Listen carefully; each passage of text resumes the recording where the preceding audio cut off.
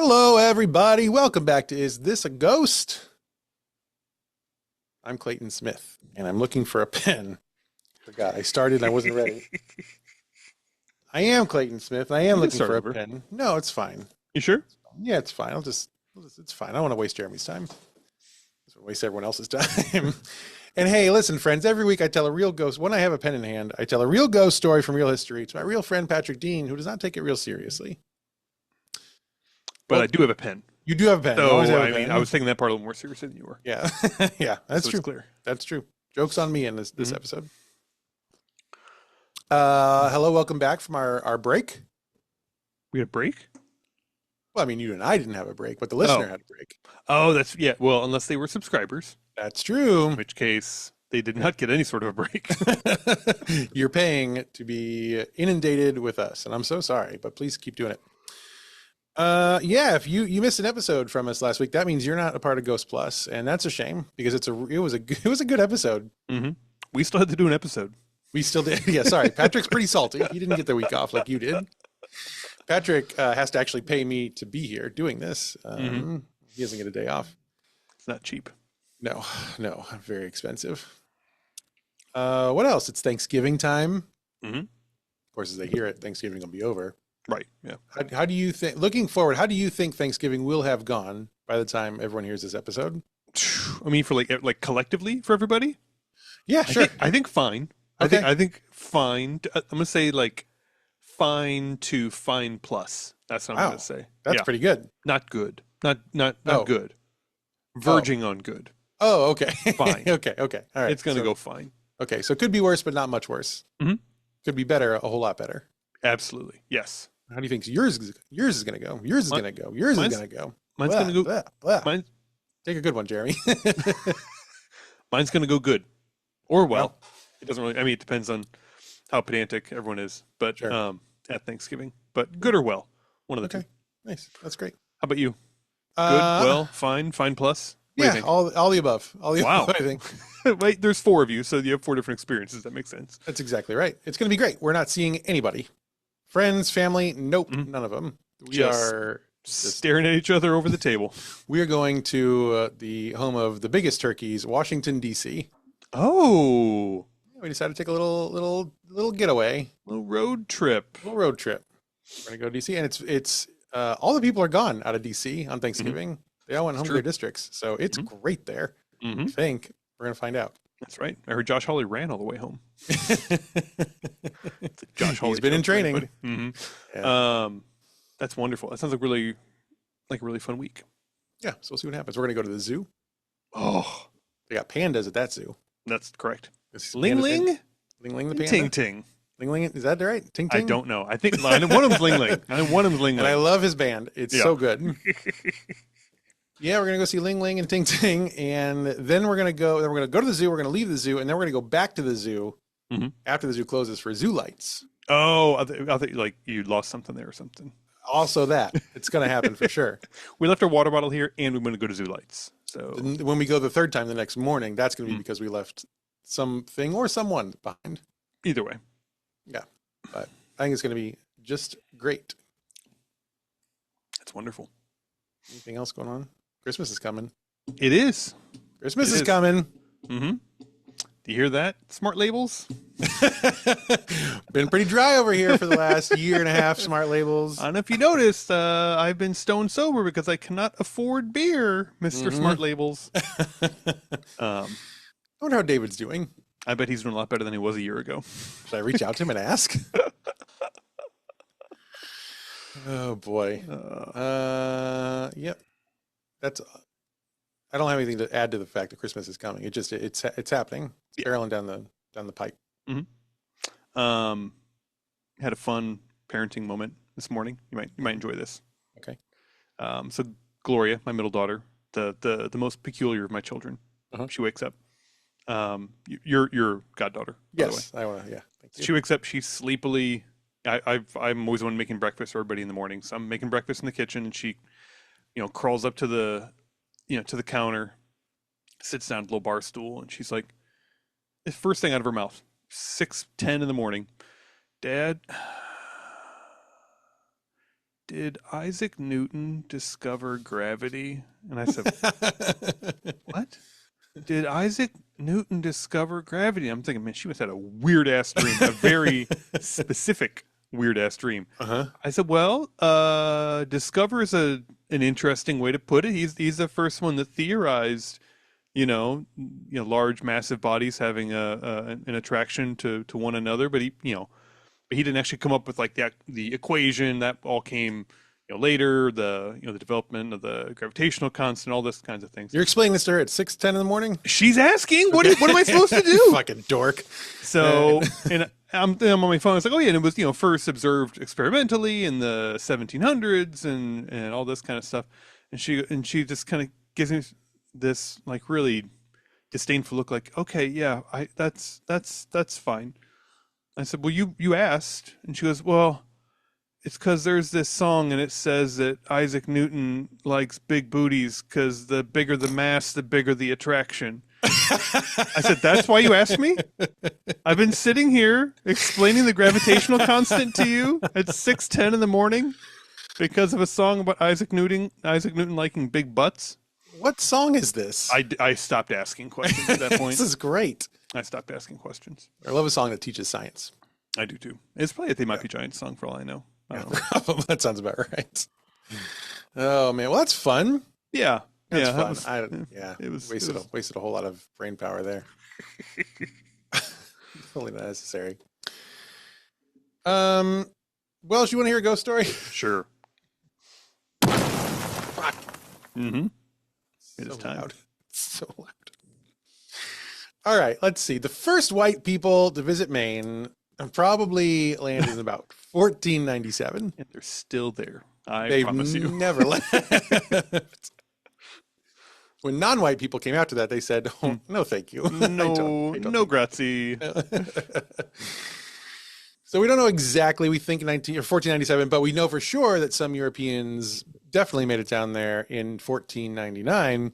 Mm-hmm. It turns out fishermen from Bristol, England would sail all the way to Iceland to do some cod fishing. And then in 1499, William Weston, who was a merchant, Mm-hmm. he takes a crew down there, and I assume he gets lost because he finds Maine, Mm-hmm. and he's like, this is new. This Now- explains why the sun was setting on the wrong side the whole time. This explains it. I get it. Now I get it. Totally get it. I'm sorry. Fishermen from England Mhm. sail to Iceland, Huh? No, yeah. Yep. fill their boat with cod, Ow. and then expect to just sail back to England. I know it didn't work out that well, but Yeah. the anticipation here is they're going to fill their ship with thousands of pounds of cod I think so. and just sail back to England. Sail on back. I can still smell that ship today. It is. That is their skeletons. Mhm. All these hundreds of years later still smell like that fish. Seeped all the way into their marrow. Yeah, but that's good. He gets there and he's in Maine. Yeah. Now it's not called Maine at this No, point. it's probably called Where the Fuck Am I at this point, I think. Yeah, pretty Yes. much. Some settlements start popping up around Maine, usually along the coast, of course, because that's where the ships crash. I guess I live here now. And as we've already discussed on this podcast before, the first American colony was Jamestown, Virginia, Mhm. in 1607. So it is called Jamestown. It's not yet called Virginia. Right. Just to be clear. Mhm. But anyway, so that's the first full official British settlement. So once a settlement is there, then more and more people are coming because they're like, oh, it's safe. There's a town. Yeah. They've There's got a Starbucks. conveniences. Yes. Right. For sure. So we It's can all go there. security. Yeah. Very safe. It's Mhm. very safe. The wilderness of the New World is very safe. And so they come over, and then the more people who come over, the more they spread around. They're not all Yes. going to stay in Jamestown. As people do. Yeah. They go mostly up and down. They don't go west a whole lot because it's pretty dangerous. It sounds very scary. Yeah. So these coasts, they stay close to the water. These coasts start filling up with its very first elites. And by 1630, there are enough people living in the central coast of Maine that those people thought we should build a trading post. Hmm. We got stuff to trade. Of course. I'm sure. We would love new stuff. We hate this stuff. we cannot get rid of the cod. It is, it's still, It's after years, it's still here. I don't know how. 700 pounds still. Please help us. But of course they're in the wilderness. And so this has to be a strong trading post because it's Native Americans at this point do not like that they're there. Mm-hmm.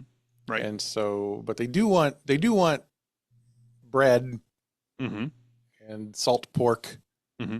and I don't know, rum. From the white people? No, I'm saying the white people want that from white people. Oh, yes. Okay. Yes. Yeah. And so they have to build a trading post. They're not going to not do it. Mm-hmm.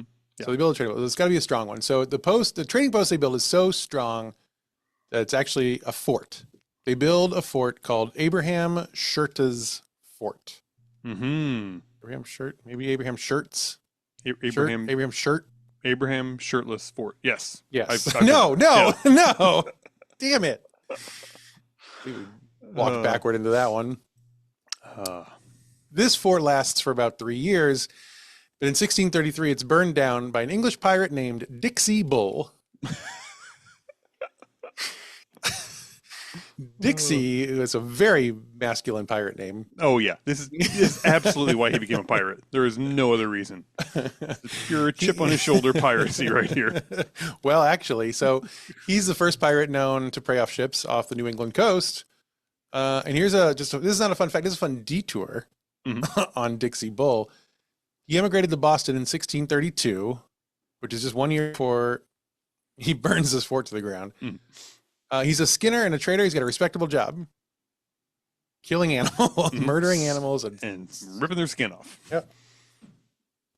He got real mad though one day when he was on his boat and he was attacked by a bunch of Frenchmen. Oh, Who then they attacked him. They stole his boat and they stole all his furs. And he's so mad that he vows to lead a life of piracy from then on. well, he can't just admit that his boat was stolen by Frenchmen, so he needs something. So the fort. So he goes up and he, among other things, he burns the fort down. Mm-hmm. So the fort is gone, but like the space is good still. Like the land, it's good. It's a good spot for a fort. Good bones. Good bones. Right. Good bones. Those bones smell like fish, but they're good. And so they build a new fort on the same site, and this one is called Fort Permaquid.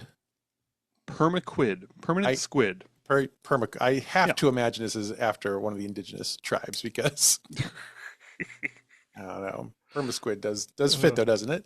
It's an olive branch. It's an olive branch to the local tribes. This is what I think you said the name of your tribe was, and permaquid turns out is like "fuck you" in their native language. Yeah. Oh, you named the fort after that. Okay, that's had good. permanent squid in mind. So the smell of this cod is just killing me. I'm so sorry. We got it wrong, but that is actually the name that they gave the white man when he arrived in Maine. Was, oh my god, this smells like a permanent squid over here. Oh, no, thank you. That's you name me this. Okay. Wow. I'll show you how we spell that. Wouldn't that be nice? So they built Fort Permaquid in 1633, and this one lasts until 1676. But then it's destroyed during King Philip's War. Oh, it doesn't really live up to the name. Not a very permanent squid. It sure is not. I think we talked about King Philip's War at some point in the last probably 4 years. It wasn't on the test. I don't remember it though. Yeah. So, and King Philip in this case is not a European king, but it's a name by which an indigenous warrior named Metacom was also known by.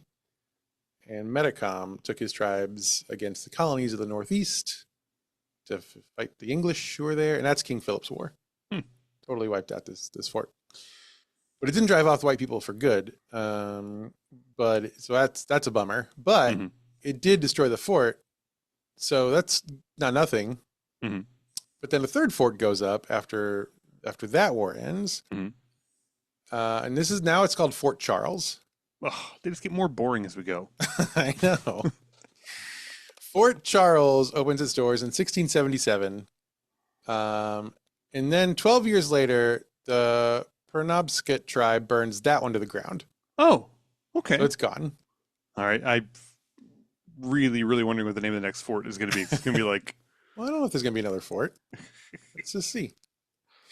So there was one of the settlers who lived there was John Giles, who I think was a merchant or something, but wrote a lot of stuff down So he's referred to a lot in history. And here's a quote from one of his writings. The fort was surrendered and Captain Weems went off, and soon after the Indians set on fire the fort and houses, which made a terrible blast and was a melancholy sight to us poor captives who were sad spectators.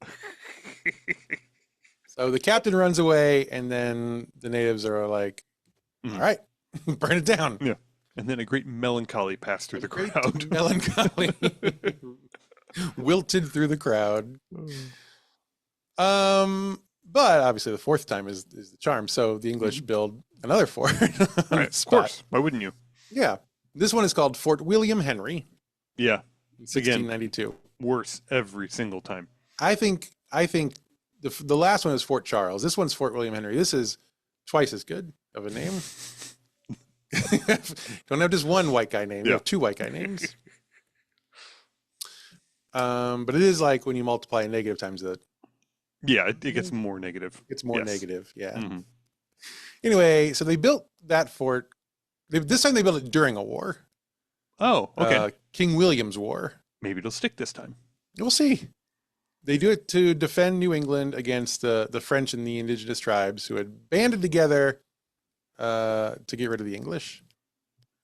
And this new fort had walls that were 10 to 22 feet in height. It had a 29-foot stone bastion. Oh, it's quite the bastion. Quite a bastion. A bastion you could eat off. It had 20 cannons and a garrison of 60 soldiers. And in 1692, it cost 20,000 pounds to build. I did not do the conversion because going from pounds to dollars to today's dollars wasn't going to happen. It's one more step than I like. You know what? I bet chat could do that for us. Yeah. Let's see.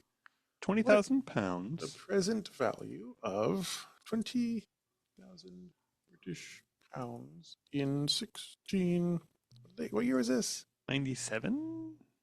92? 92? Hopefully 1692 and 97 wasn't an inflationary period. Calculate in USD. All right. According to chat, answer now. Don't think. Oh, yes, think. Sorry. Try again, chat. Oh, my God. Just exhausting. Paragraphs. Paragraph. Estimated. Okay, here we go. Estimated answer. The seventh paragraph down. Estimated answer. About $9 to $10 million, which actually doesn't seem as much. Yeah, fuck it. I hate this. All right. So anyway, cost 20,000 pounds to build. So it's a big, strong fort. Mm-hmm. Big, strong fort. Lots of big, strong men with big, strong bastions. Bastions. What's a bastion? Boy, I was hoping you were going to ask me. Back to chat. Back to chat. What's a bastion? Chat says a bastion is a fortified defense post or stronghold or protector. That doesn't seem right. No, you're just describing fort again. You can't do that. I'm just going to Google bastion. Oh, it does say a fortified structure. I don't know. I guess we'll never know. Oh, here we go. A projecting part of a fortification built at an angle to the line of a wall so as to allow defensive fire in several directions. If that answers your question. Oh, I see. Here's a visual. Okay. Here we go. This is going to make sense. You're going to like this. Okay, this is the bastion. That's the bastion. A bastion. Okay. A bastion. Yes. I see. I would call that a home plate. Looks like a home plate sticking out of a wall. Sticking out of a wall. So you can get in there. That's what I would call that. And it's cozy. You can fight wars. Absolutely. Okay. All right. This is turning out to be the worst episode we've ever done. Yeah. We're on that way. We're on that path. Speaking of the worst episode I've ever done, I think I'm going to do code names with Megan again. Hey. Let's see. Fan favorite. Where are we here? 4 years. Oh, yeah. So it cost 20,000 pounds to build. It's got all kinds of stuff. 4 years later, it's attacked by the French and their indigenous friends and burned to the ground. Now, who keeps funding this? Who keeps pouring money into this pit.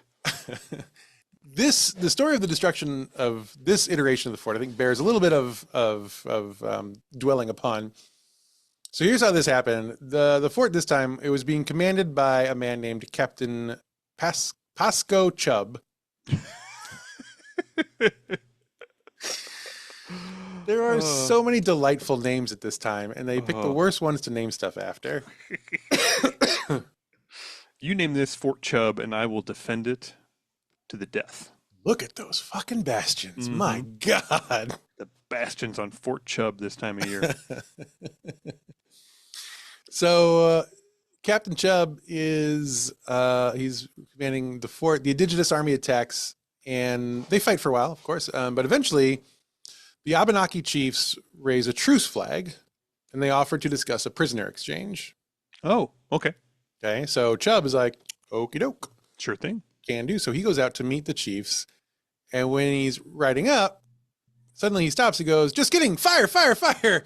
And his men open fire on the natives who were out there for truce.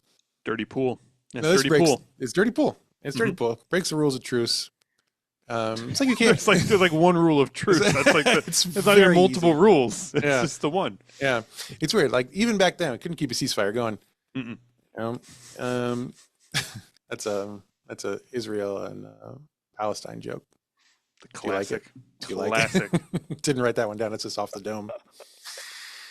Let's see. So this kills one of the chiefs and one of the chief's sons. Oh. So now that army is really mad. Super mad. I am putting away the truce flag, and I am not getting it back out again. Someone give me a red marker. I'm coloring the truce flag red, which means angry.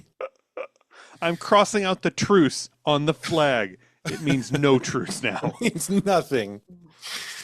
So they go hard now against the fort, like really, really hard. They attack the fort, physically speaking, so hard that the mortar begins to shake and then crumble away. Oh, they're like shaking this thing to the ground. Also, it turns out the only water supply to this fort was outside the walls of the fort. Oh, and once the indigenous army figures that out, the war ends pretty quickly. Yeah, the war ends within, I think it's like 12 hours, 24 hours before you start to go crazy. It becomes pretty easy. They stop the water, obviously. It becomes pretty easy to force a surrender. And I just like, please stop putting dead bodies in our creek. I see you pooping in it. We're getting the yick. I don't like it. And then Chub says he flies his own flag of truce. He's like, actually, that's a good idea. I like. Yeah, now I'm gonna fly the real one. Yeah. And then he says, well, so they come in, they talk to him, and he says, let me go to Boston. Give me to Boston, where I will be safe. And if we can do that, you can just have the fort. What about the people in the fort? Are they on Great board with question. this plan? Well, I don't think he asked them, because then the indigenous army says, well, what about the people? Right. And Chubb says, oh, they come with the fort. And so they're like, all right. Good luck, because they're real mad right now. So they do, and they let him go, and then they slaughter a whole bunch of in that fort. Well, yeah, he started it. So Chubb does get back to Boston. He's safely there, and he goes to see the governor, who is a friend. And the governor is like, "What are you doing here? Yeah. Aren't you like at the fort?" And so Chubb tells him the story, and the governor is pretty mad about all this. Yeah, he doesn't come out real well in any scene of this. No. So he throws Chubb in jail. Good. So Chubb's in jail. He serves his sentence, though. A few years later, so he gets out. A few years later, a group of 30 Abenaki warriors track Chubb down, and they kill him and his family for revenge. Oh, okay. So it took about a decade, but they got him there. Even Steven. Yep. and that's the story of the first Thanksgiving, everybody. Have a great night. So let's see, the site of the fort, now let's destroyed again. So that's four forts down. The site is just bare for the next 30 years or so. So like, I can't. We keep building them up. They keep taking them down. It's so exhausting. It's like losing the football here. We can't, We just can't keep doing it. fool me fourth time. Mm-hmm. Shame on me. That's right. But after Father Rails War, there's so many wars in Maine. It's crazy. We're still in the 1600s. After Father Rails War, it was once again rebuilt, this time by Colonel David Dunbar, who was the Surveyor General of the King's Woods. Ooh, buddy. Mm-hmm. Gotta have, and that's a trusted position. If you're the king over in England, you want someone to be the Surveyor General of the New World, you gotta trust that guy. Know what he's doing and know how to write it down. I think you are correct. Did you, not to revisit too quickly here, but did you get my list of surveyor measurements from the other day? No, didn't know. I was in Nashville, so I didn't texted look you at anything. I texted you a surveyor's conversion chart. How did I miss this? And There it is. there are some real doozies in here. There's some real doozies. Common units in deed description. All right. One barley corn. Who is measuring anything in one barley corn? It's a third of an inch. One line is an eighth of an inch, but only in Louisiana. Okay. 1 acre, obviously, 43,560 feet. That's pretty normal. Sure. My favorite, one hide, is an English land measure somewhere between 60 and 100 acres. That is quite a range. It's probably the most subjective one on here that I could find. But beautiful listing of deed description values and their Yeah, conversions. this is nice. Yeah. 1 out is either 10 placements of half chain or 5 chains. That math works out. I don't. Absolutely. Yep. Good. What? 30 toisies is 160 French feet. Good luck finding that many, though. What is a French foot? Yeah. These are, and they don't show the conversion from French feet to English feet, I guess. There's 1,065.75 feet is 1,000 French feet, Louisiana only. I was going to make the joke about them being slightly smaller than English feet, and that's exactly the case. This is great. Yep. Okay. Anyway, I just thought that's something we could probably use. Yeah, I'm sorry I missed that. That's good to know. Yeah. We'll pin these stories refer to, sizes of land in chains, for instance, then we'll know. We've got it. Then we got it. Yeah, we're in good shape. All right. Great. What a good find.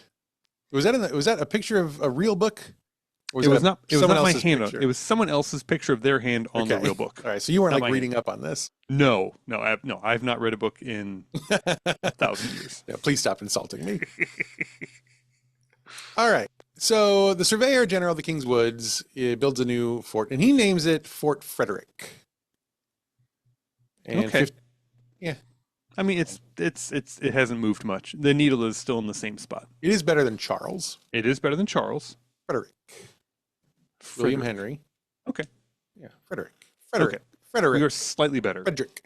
It was an inflection point, and now we're moving the other direction. Yeah, a bit. 15 years later, during King George's War, the fort is attacked by indigenous forces. This time, not with any help from the French, which has been the last 3 attacks, I think. So this is important because this time the fort withstands the attacks. Mm-hmm. Got to get those French in there if you want to do the job right.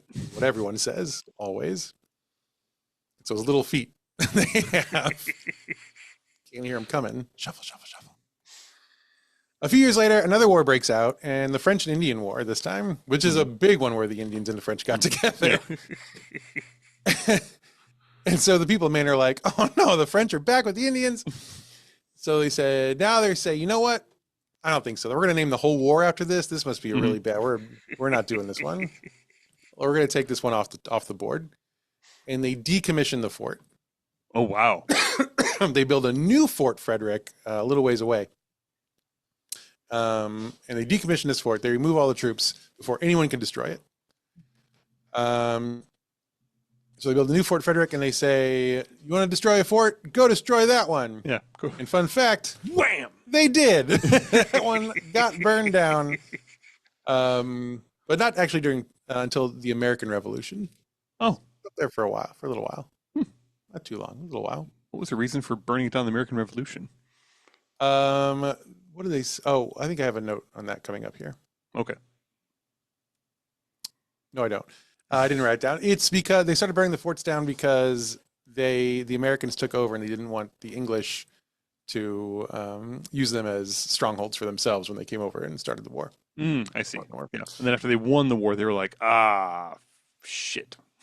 That would have been, what'd be cool here? What'd be cool here? I'll go for it. Yeah. Yeah. No one thought, what if we use the fort? Yeah. What if it's our fort? What if you realize if we win, this is all our stuff now, right? Yeah. Like, yeah. It is telling that no one thought like, hey, maybe they won't take it over. Yeah. maybe we'll do a good job. Maybe we'll get all of this. Let's see. So as for the original Fort Frederick, which was Fort William Henry, which was Fort Permaquid, which was Abraham Shirt's fort, which was whatever. In 1775, it's clear there's going to be war with the British. And so the people of Maine are like, let's dismantle our own fort. Mm-hmm. So the English don't get it. So they take down their own fort so that it won't get burned down again, I guess.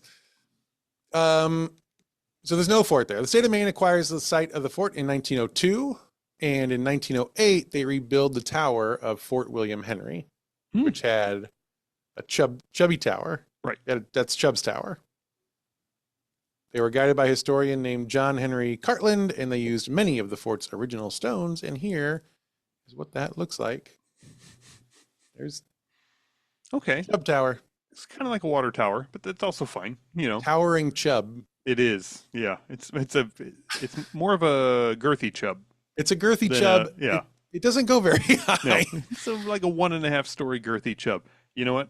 Whatever works for you. Yeah. I mean, it's not about the size. It's about how you set it on fire. I don't know. It's about how you run away from it to Boston.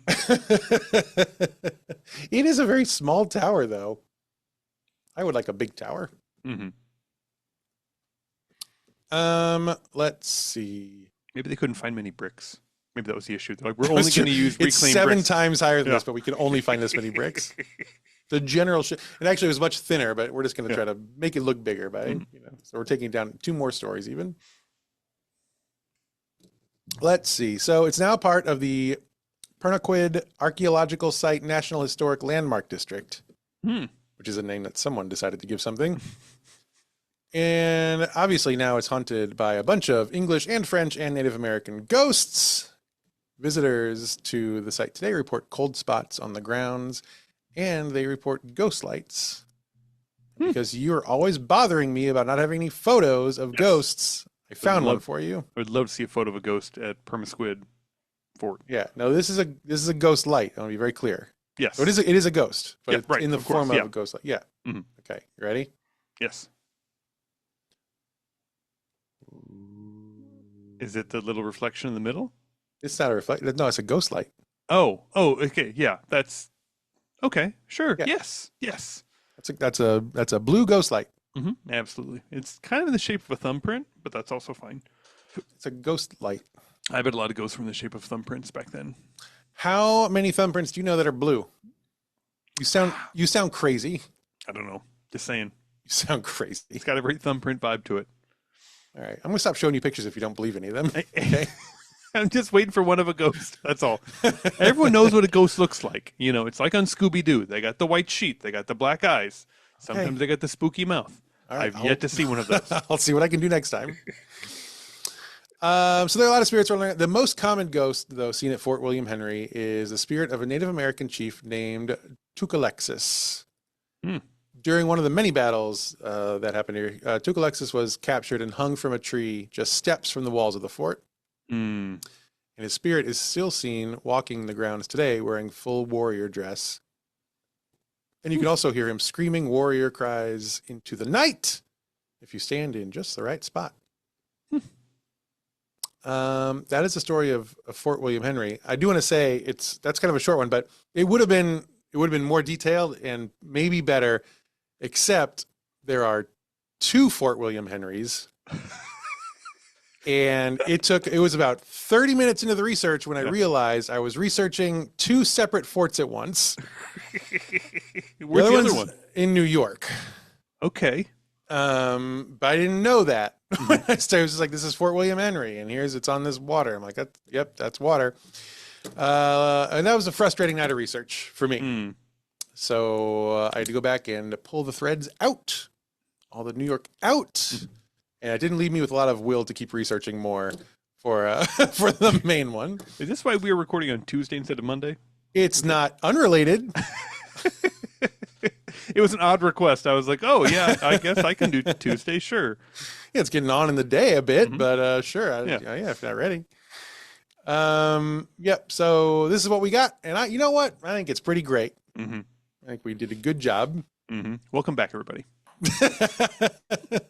If you just started paying for Ghost Plus, thank you. Don't think too much about it.